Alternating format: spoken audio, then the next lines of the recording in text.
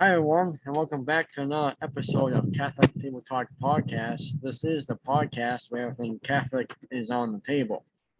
Now, you might notice behind me there's some water, and yes, we are on location at one of my good friends' house. Before we get to that, I want to thank you for your continued support for Catholic Table Talk on YouTube, Facebook, our Instagram page is growing as well. If you have a show or speaker request, please feel free to send them to the official email of Catholic Table Talk, CatholicTT@gmail.com. Again, that's Catholic with two T's at gmail.com. So now let's get on to today's segment. I'm trying to get this done for probably a few weeks now to a month. Just has been working out. I've been sick, as you may know from last episode. I was not doing that great in that episode. So my good friend asked me to come over because he has a great story to tell, and he told me twice already, and I can't wait to hear it a third time. He's a friend from college that I'm going to college to down in Wilmore, Minnesota. So I am really happy and excited and thankful that he came and asked me to be on the show, as well as come out to his place on the lake and on this beautiful day that the Lord has made for us and talk about his story. His name is Mitchell Bertram, and he is, like I said, he's in school with me and a very good friend and a very good Catholic, as far as I know. So, Mitchell, thank you for coming on Catholic Table Talk. Absolutely, Billy. Thank you for having me. Well, I mean, for anyone who's out there, Mitchell and I usually has lunch on every Tuesday. So we've been kind of getting to know each other through that way. But you brought up a interesting story about pennies and pennies from heaven. There's actually a book on it. And I know you asked me for a official book and the author, but there is multiple ones, and they are all kind of relating to the same topic, same thing. Sure. So I wasn't able to get you an official one, but there's multiple, and they are relating all to the same thing. Okay, because I didn't look them up too. And I'm like, wait a minute, there's like 10 different kinds. Yeah, of them. I mean, there's quite a few. So the one, I mean, I know you've talked about, like I said, a couple of times during lunch, and you felt like you should come on the show to talk about it. What made you feel that? Yeah, I kind of I mean, we had a couple personification things in the beginning of class, and I always saw that you put the Catholic Table Talk, and me and Troy, another classmate of ours, talked once in a while about, religion, faith, politics, all that fun stuff. Right. And I always kind of thought, I wondered what that was. And I Googled it one time, and I watched a couple of your episodes. And then when I asked you to come up to lunch if you wanted to eat together, and I just kind of thought, there's not too many young kids out there that can talk religion like this openly, and going through the same things with each other. Right. And I know I shared with you when I was done having a conversation, got back to class, went to the bathroom, and I just hair stood up the back of my neck, and I definitely felt the presence. And it was just kind of a presence of you should continue this. And the way that I kind of saw to continue it was come on the show, because I definitely would like to share my story and kind of help you out, get some different scenery and different things on your podcast. Yeah. So awesome. Well, you're more than welcome to come on the show anytime, Mitch. So thank you for that. Don't hesitate to ask. As long as with other speakers out there, don't hesitate to ask, because you're more than welcome to. So from the pain story, before we get into it, I can start by getting into it. I did not know about the story, especially with your family. I did not know. Of course, I didn't know, but just the Pennies from Heaven story in general, I did not know it until you told me. And it's a very cool story, isn't it? Mm-hmm. It's and do you want me to kind of start with it? Yeah. So like Billy said, my name is Mitchell Bertram. I'm from Painesville, Minnesota. Very small town. My parents both grew up about 10 minutes from Painesville. It's kind of always been a neutral location. Small towns all around, small town, Stearns County. We love it. my parents are older parents. They had me and my brother at a later age, which resulted in our grandparents also being older. Um, my grandma on my dad's side died when I was in 4th grade. So I think that puts me at like 10, I think, which was 2012, so 10 years ago. So I would have been 9. And then I had my grandmother die on my mom's side. Boy, I want to say like 6 years ago. And then I had an aunt on my mom's side die, and my other grandpa finally passed. I want to say about 4 years ago, just 4 years ago, beginning April here. And my family is very, very profound in their faith, and they definitely, my parents communicate their faith with us. And but when my first grandma died, she was diagnosed with cancer, and this was the first, other than my mother's father, died when she was 16 months old, and he had cancer. And so that was long before my time. But when my grandma got diagnosed with cancer, it was a big thing with our family because it was lung cancer. So we all knew that the time was limited and it wasn't going to be long. And so my grandparents, old German Catholic, they were stubborn. They, started to look at, Catholic books and started really, talking about the end, because they both knew that it was coming. And one of the things, once my grandma passed, which I was very fortunate to be there with my father, it was me, my dad, and my grandpa, and with my grandma when she died at our farmhouse. And at 9 years old, it is definitely traumatizing for the little bit that it was. So probably for about 2 to 3 years, I really had a hard time with it. I was very close with my grandma. I was a young age, obviously, and it wasn't until I grew older that you really could see the beauty behind actually watching someone pass from this life to the next. It's just it's a feeling that you never know, and it's hard to explain unless you've seen it. Yeah. But when my grandma died, this book was recommended by our priest called Pennies from Heaven. And of course, I was younger, so I never read it, but my parents read it, my whole family read it, and kind of passed it on to us. And what the whole kind of story is when you're going about your day and you just not, you're working, you got stuff going on, you see a penny on the ground, you bend down and pick it up. Of course, people say, pennies are good luck. But how this book was that penny is someone in heaven saying hi to you and just saying, hey, how's it going? Right. And when this story came out, you would not believe the amount of pennies that we would find. And we would find them in, you wouldn't find them right below a gumball machine, or something where someone would drop them. I mean, we'd find them in the middle of the lawn, in a big open parking lot, in little tiny corners of anywhere. I mean, stuff where money usually is not. In a fishing boat, I found one, and it was always just kind of like, one normally wouldn't be there, so you definitely know it's just them saying hi. And it was very kind of just a cool thing that even though they were gone, you still had that, hey, hi grandma. You still felt connected. Yeah, absolutely. And so then when my other grandma passed and my aunt, they both they weren't so much the pennies, but birds, certain types of birds. They always said, hey, when you see that bird, that's going to be me coming back. And see them all the time. My grandpa, step grandpa, it was butterflies. See them all the time. Okay. And it's just that little bit of a reminder that just keeps them in your life and just keeps them going.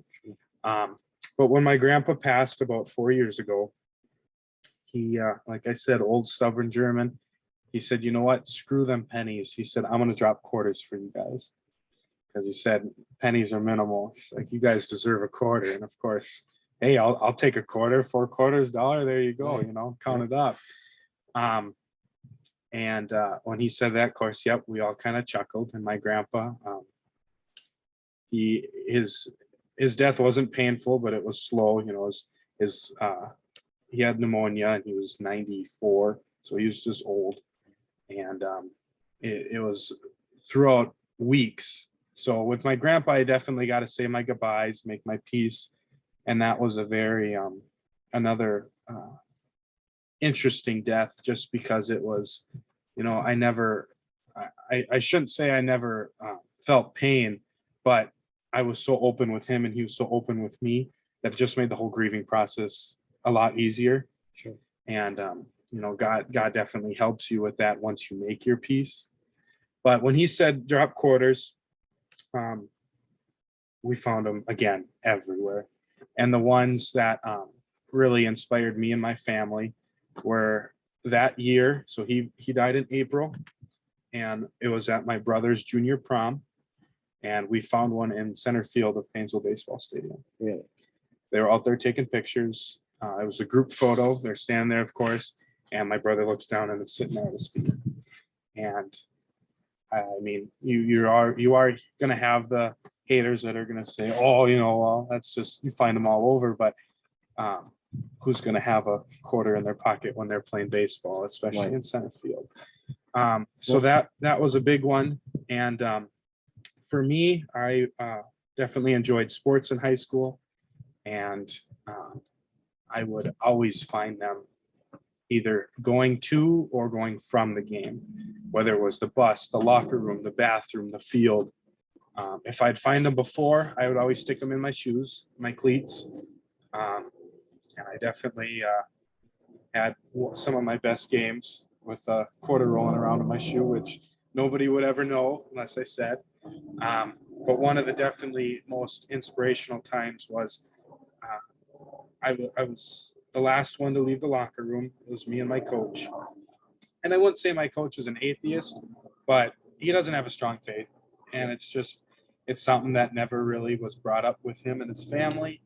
And he just never continued it. And I found a penny. And I said, "You go, coach." I said, "Here's a penny from heaven." And of course, he didn't know. And so I explained it to him. And I said, we were leaving the locker room going towards the bus.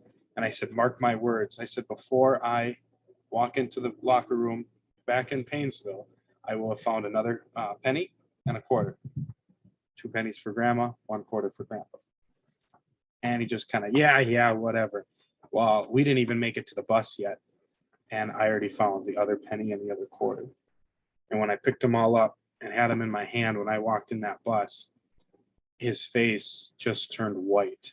And it wasn't of shock, it wasn't of disbelief, but I think something definitely sparked in him that it was just kind of like, wow.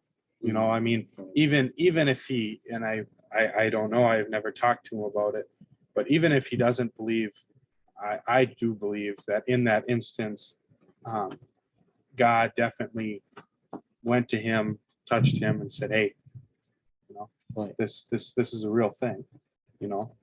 And I think it's just a surreal thing that everybody kind of, everybody has that moment in your life, whether you're Catholic or you're not Catholic. And it was kind of cool that I hope this was that moment for him. Right. Well, it's a great thing that you told him about it, because that's a great, I mean, you're open to that, I should say.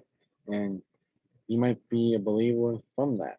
Like you say, you don't know about it, but might God might spark something in his life right then and there that could help him believe more or have more of a bigger faith. Right. And that's the initial turn.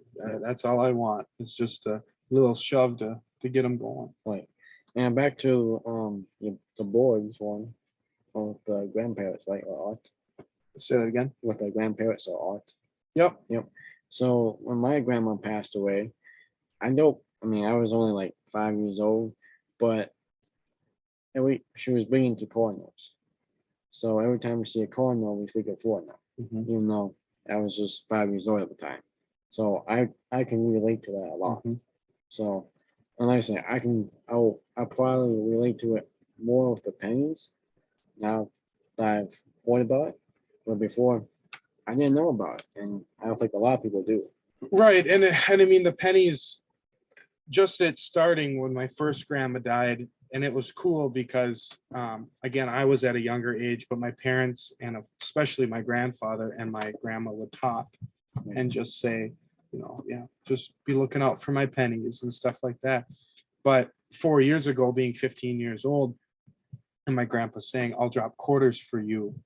Every time you pick up a quarter, you take that personally. And you personally think he told me that's going to be him. And you believe in your heart that that is him. And I truly believe that it is them.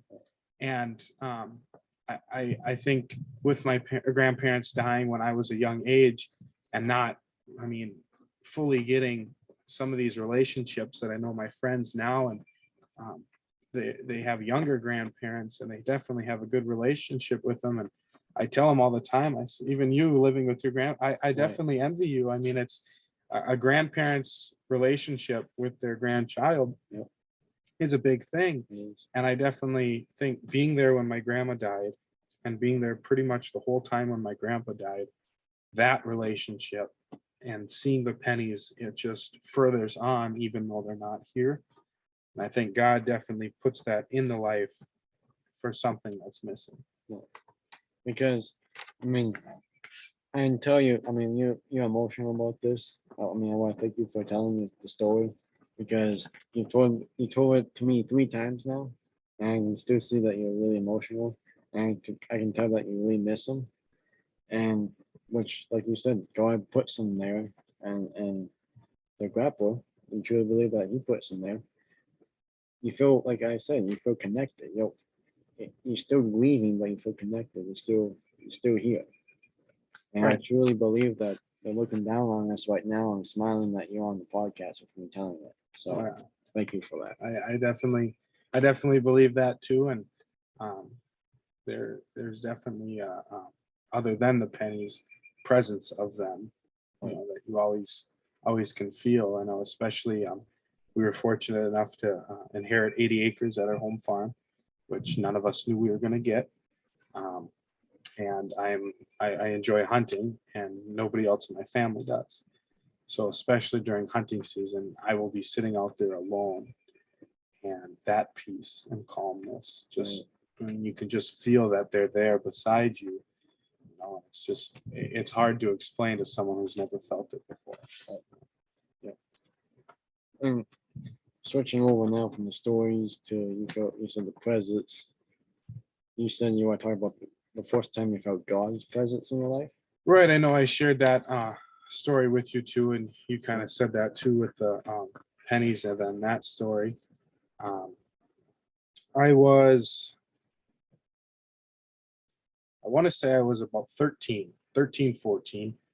And, so high school starting, again, big into sports. So I was just trying to do my best, life's changing. And we had my mom's a church secretary at our parish. And I definitely, I was trying to get the faith going. We go to church every week, still do. I sometimes get crap about that from my friends, it'll be Saturday night, we'll be at a party, and I know for a fact I will be the only one to get up and go to church Sunday morning, or I'll go to it Saturday night before it. And, you don't have to go. No, I want to go this week. Right. I'm glad that I'm at that stage in my life now, but I was, like I said, 13, 14, and mom's parish secretary, and we had this mission from this priest named Father Chavez. If you don't know, please YouTube him. He's got some great videos. He was one of the first priests in my life, and I've talked with him, and he's been at our church, I want to say 3-4 times. Did a mission twice, but otherwise he's been back to kind of visit. Sure. And he's one of the most laid back priests I think I've ever met, but one of the most powerful. First time I met him, he came over to our house for dinner, and he's sitting there, and we're out in our patio, and of course he's got his black shirt collar on, And all of a sudden we're sitting there and he unbuttons his shirt, takes his collar, throws it on the ground. He well, not throws it on the ground, but sets it on the table. You know, he takes that thing off and he said, God, I hate that thing sitting in here all the time. He reaches in his pocket, he lights a cigarette, and he asked me to go grab him a beer. And it was just kind of like a priest. And even though, I mean, he had a cigarette and had a beer, which I'm not saying is horrible, you know, but just for a priest to do it. But I can definitely tell you that relationship by him. I mean, everyone sees priests at a high level. They do. And with him doing that, I honestly think it brings them down to a normal human level and then be able to be relatable. Right. I mean, especially our priest too at St. Louis, he's definitely very, very close. I mean, he's like an uncle to me. I mean, I've known him my whole life, and I know if I'd ever need anything, boom, I can go straight to him. And the personal level that I think almost every priest tries to do, it's hard because again, you see them so highly, right. And by this priest doing this, it just kind of was like, you know, they're a person too, and they're just here to help us. But he had his mission, and first day of the mission went great. You know, I'm sitting there and I'm listening, but I'm not really retaining information. And I really wanted to get something out of this. And I told, you know, before the mission, I'm praying, and I said, God, I said, I just want a sign. I want, if I can, I just want something that, you know, will show me you're listening. I know you're listening. I know you're here. I know you're doing a good thing. And just kind of to let myself know that I'm in the right place and I'm doing the right thing. Mm-hmm. And it was kind of like, you know, and if you don't, I get it.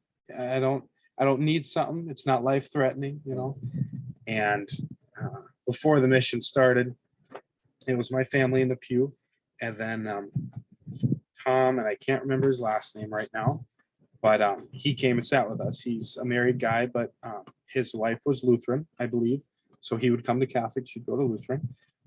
Very, very spiritual guy and very friendly guy, good friend of our family.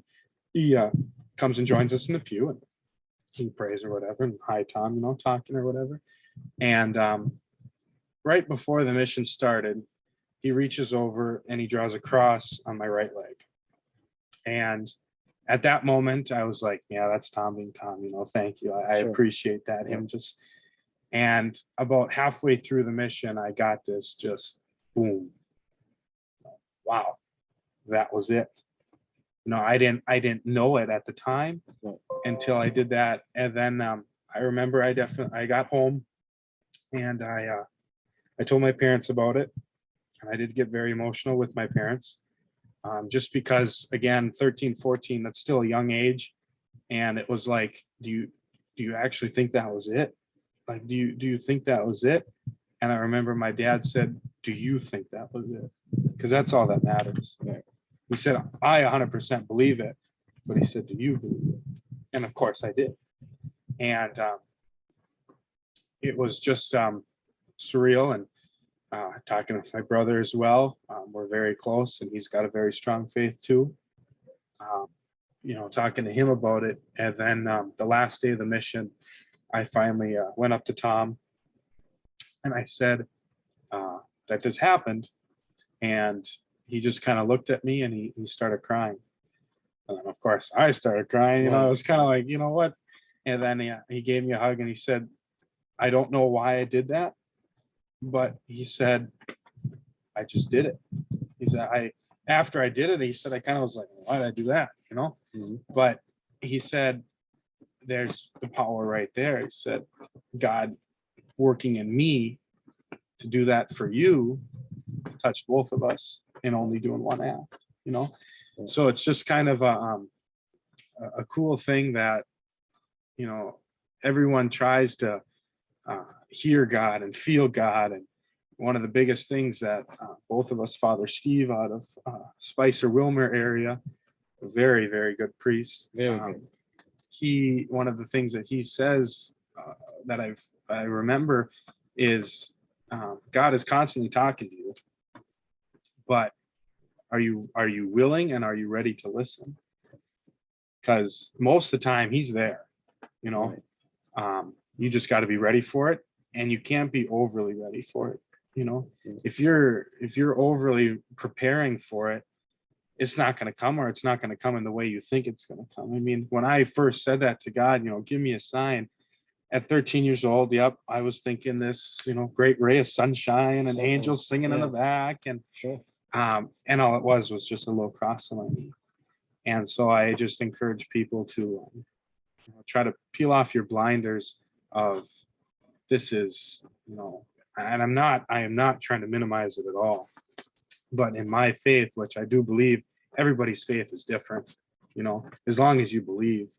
But I definitely try to encourage people to peel off the blinders of this holy grail and sunshine rays, and let God come to you the way that he wants to come to you, and the way that's going to be most appealable to you, because it will mean a lot more than you think. And I mean, you being a 14-year-old, I mean, sometimes we put God to the test, right? I mean, sometimes we can put God to the test, and he says not to do that. But you, as a 13-year-old, said it's not. You know, you don't have to do it, but could you just show me? Right. And I definitely agree with you. And I do not, you know, always ask God, hey, can you do this? Can you do this? Because that's not what you're supposed to do. Right. And at 13, of course, I didn't know that at that point. And most 13-year-olds don't. Right. I mean, right. It was just kind of a, I know I'm doing the right thing. I've been told I'm doing the right thing, but I want to know, you know, and nobody does know. And I'm not saying that, you know, I'm an expert and I know, I mean, I'm 19 years old. I don't know nothing. You know, I got my whole life ahead of me.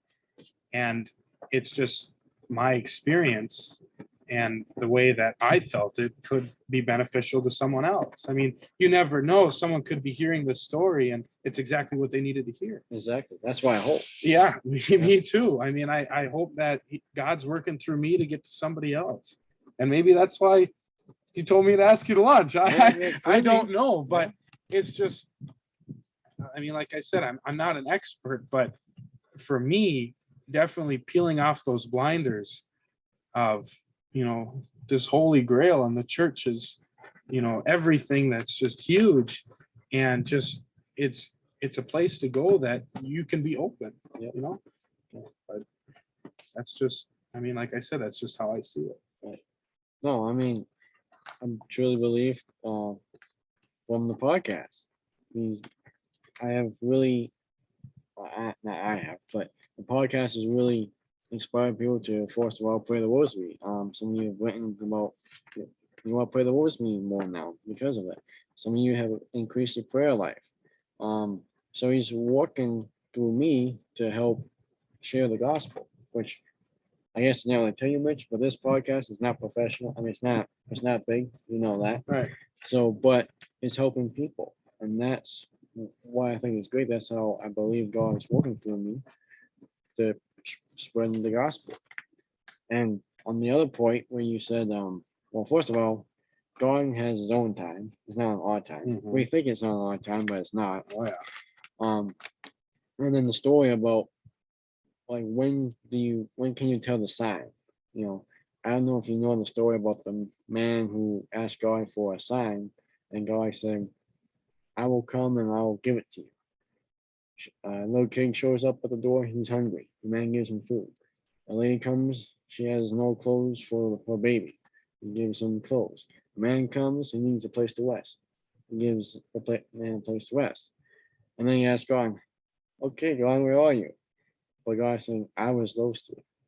And that's what I'm getting to. I mean, Yep. I guarantee that guy, he's expecting this, Right. you know, Jesus walking through your front door, which we all know is not going to happen. Right. It's just that penny, that quarter, that cross on your leg. Me and you two having lunch and talking about what we're talking about right now. Right. I mean, like I said, when we were done with the first conversation, and I went to the bathroom, and it was just like, wow, you know, right there, it just hit me. And that's a feeling that I honestly hope everybody can feel in their life, because the peace that it brings is awesome. It's just a surreal feeling. Like, well, to be honest, Mitch, I felt that what you told me about that. I truly did. I felt, wow, that, you know, so I truly felt that when you told me that you had that feeling after you talked to me. So I want to thank you for that, for telling me, because man, it's great. It's great to have you on. And like I said, we hope that someone out there takes up the blinders and find God in their life as well. So I do hope, and obviously God's will be done. But I know one of the things that me and Billy talk about a lot is the younger generation of people going to church. And at least in ours, and you kind of shared a little bit in yours, it's not a lot, you know. We it's hard times, and I truly wish people would. I mean, you don't even have to go to church every week. All I ask them to do is, hey, just pray about it. like, Because when you talk to somebody, when you get it off your chest, it's one of, just makes you feel good, you know. And I've definitely seen a couple of my buddies, especially around hunting season. It gets tight where Saturday night I want to hunt Sunday morning, so I hunt Saturday night, and yep, I might have to leave the stand a little early, or I might not be able to go on that hunt, and I go to church. And there's been a couple times where it was, hey, you know what, I'll go with you. And at that moment, it's like, yeah, funny. And he's like, no, I'll actually go with you. And it's just kind of like, sweet. And so me and him are sitting in the pew, and it's just like, wow, I got him to come to church. Exactly. You feel good. And I wish that everybody could feel it as young as I did, or everybody could have parents and a family that will bring them up the way that we want to be brought up. I mean, like I was brought up, like you were brought up. Right. Because definitely the stress, the anxiety, it's gone. I mean, Sunday morning, you go to church and you receive that communion, and it's just, there's no worries in life. And you definitely look at any given moment. Again, my dad says this a lot. At any given moment, somebody's got it a lot worse than you do, and somebody's got it a lot better than you do. Right. And just be happy that you're not, one of them. Right.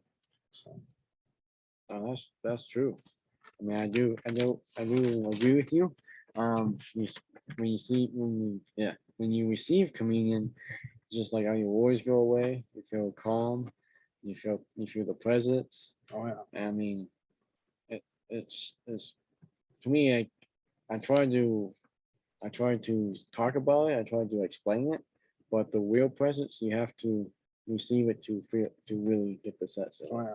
So, um, that's how I had, Mitch. Is there anything that you also want to talk about, left out? I mean, Closing not words? not a whole lot. It's just like I said before. I mean, I'm not an expert. I bet Billy would Oh, say no. he's not an expert. Far from it. Yeah, far from it for sure.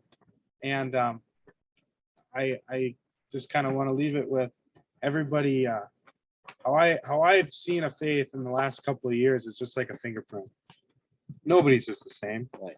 What I believe is a little bit different than what you believe, is a little bit different what the neighbor believes, and everything else. Um, and all I wish for people is that you believe, and not even believe in the Catholic way. I mean, I'm Catholic. I enjoy being Catholic, but I'm not going to hate on a Lutheran for believing. Exactly. And with the corrupt society we're in, it's definitely a stereotypical world where they try to stay in their category, and that's it. And I just encourage people to, like I said, peel off those blinders. God's God, he'll work with whoever he wants to, Absolutely. and he will do whatever he wants to. Whether you Catholic or you're Lutheran, you're still going to feel God the same way. So I just, let it happen.